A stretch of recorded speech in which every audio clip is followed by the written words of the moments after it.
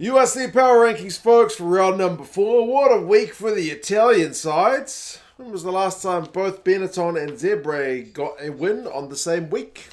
It's been a while, so you forgive me for wearing the Zebre kit. Don't get that many chances to wear it, but we're going to go to the Power Rankings after 4 weeks of the competition. A fair bit of movement, to be honest. Maybe a bit more than I would like, but the competition is still pretty early on, so one result can seem like it changes your overall record quite a lot. But we'll go through them from bottom to top, and you guys can let us know your thoughts. And can I also just say, the URC highlights on YouTube continue to suck. They are pretty awful. If their plan is genuinely make these highlights bad, so people, I don't know, like watch all the full games, maybe that's the logic, but genuinely the highlights packages are terrible.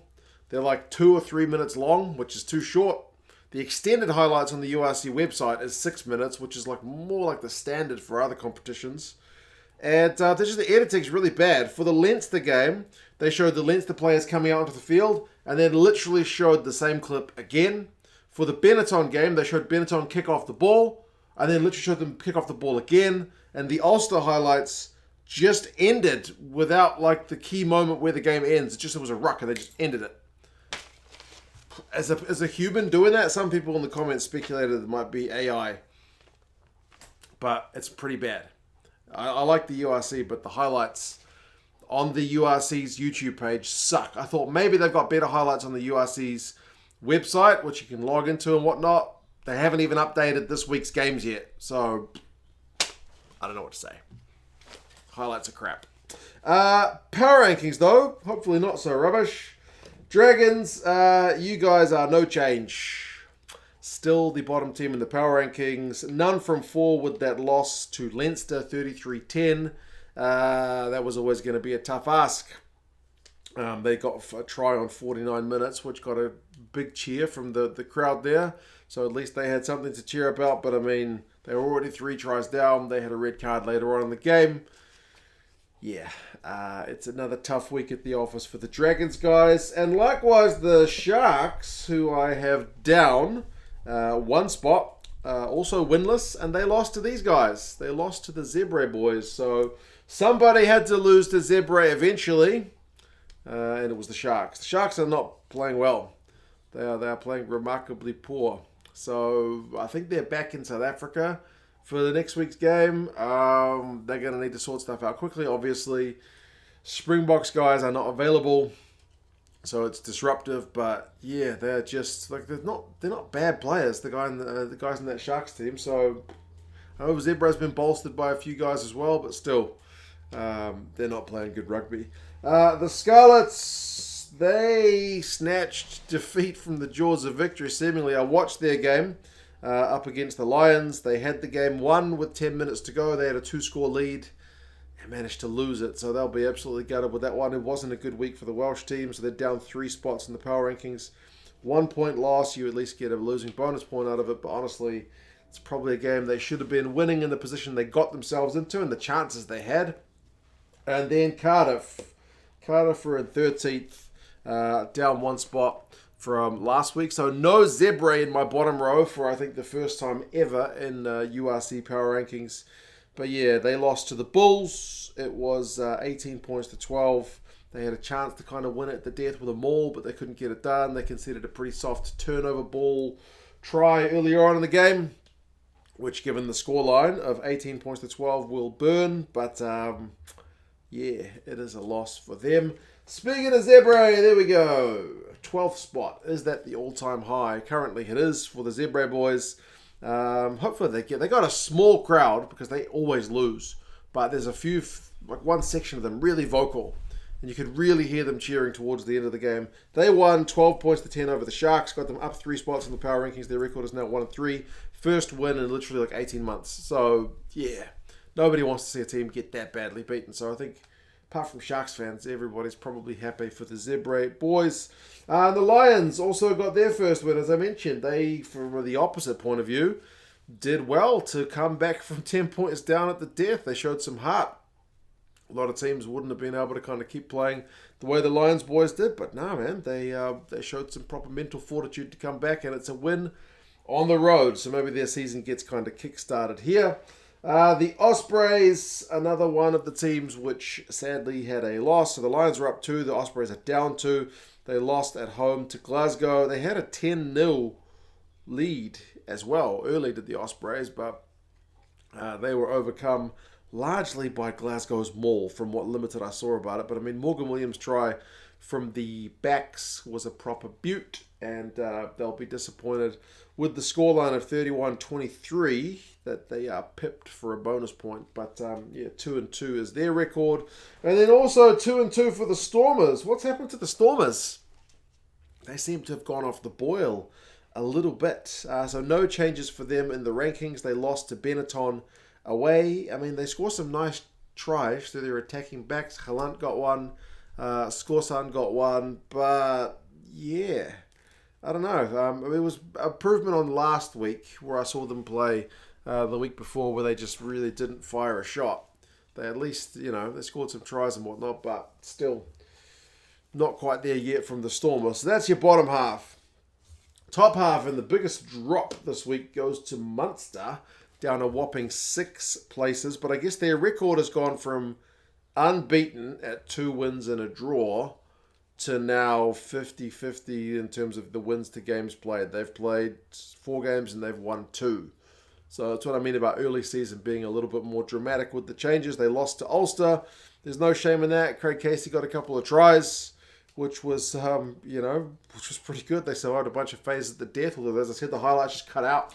So I went to watch it on Ulster's YouTube channel because they had a 15-minute highlight package, which seems more proper. Like, extended highlights packages are usually about 15 minutes. On the URC's website, extended highlights is 6 minutes. So, yeah, bizarre. But anyway, the Munster guys went down 21 points to 14. They'll be kind of like Cardiff. They had a chance at the death to potentially sneak it, but couldn't quite get it done. So, yeah, they'll need to, as I say, kind of turn things around, but it's still only 4 games into the season. Edinburgh, for them, they are up with their win over Connacht. First time to beat Connacht, although also first time for Connacht to have a road game after starting the season with 3 games at home. They beat them 25-22, so a proper ding-dong battle, and they won it at the death by a drop goal to Ben Healy. That probably looks like the game of the round. I probably should watch that one in full. And credit to the URC. I'm giving them a bit of stick. Their website also has this cool thing which is called like the round in an hour or something, round in 60, where it's like a 1 hour highlights package where you can watch all of the wrap up of the entire round within 60 minutes. That's cool. I like that concept. And then also they have full matches which you can watch after the fact. Like, they haven't got this week's games up just yet, but they've got last week's games up. So there must be like an embargo for how long until they can put the full match up. But the fact that you can go back and watch the full match is pretty good. Like, I'd like to go back and watch Edinburgh v Connacht because it seemed like a pretty cracking game. But I mean, Houston scored a great try. Dylan van der Merwe set up one for Velikot, drop goal winner. Seemed like the game of the round to me. Speaking of Connacht, there we go. They were also part of that same game of the round. So on the flip side, they lose it with a drop goal loss. First loss for them, having started the season with a perfect record. They went bloody close. But yeah, to lose by a drop goal is always a pretty brutal one after just tying it up a few minutes earlier. And then Ulster, they're in 5th with that win over rivals Munster. Came back from 14-3 down.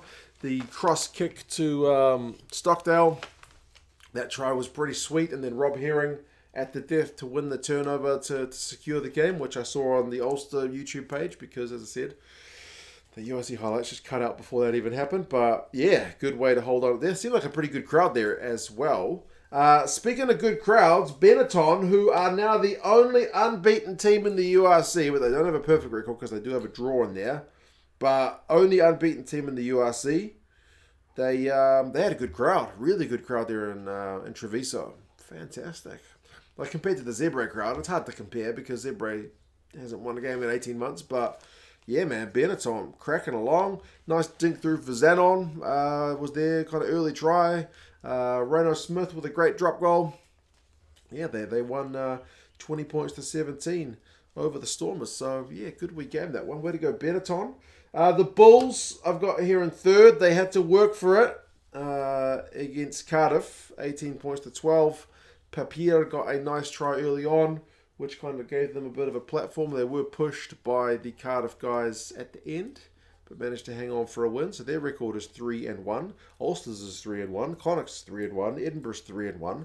A lot of teams are on 3-1, including Glasgow, who are 3-1 with their win over the Ospreys. Geez, you guys love them all. Like, you look at the Edinburgh game and it's like Van der Merwe and Hussen and Velicott and all these backs, but Glasgow are just like bugger it. We're going to maul Johnny Matthews and then Failanu as well. Bonus point at the death, taking the losing bonus point away from the Ospreys was a proper bit of salt in the wound, but there you go. Glasgow 3-1, 31-23 win, and then Leinster somehow have snuck their way to the top of my board. Up 2 spots. Glasgow are up 4. Bulls are up 2. Benetton, no change. Leinster up 2 spots. They beat the Dragons away, which is a result they probably should be getting. Like, you may be asking why the Dragons below the Sharks. Well, the Dragons have lost a few home games, whereas the Sharks haven't done that yet. But, yeah, Sheehan with the early try. They had a little tap-and-go trick play. They had a 14-3 lead at halftime. They get a bonus point win.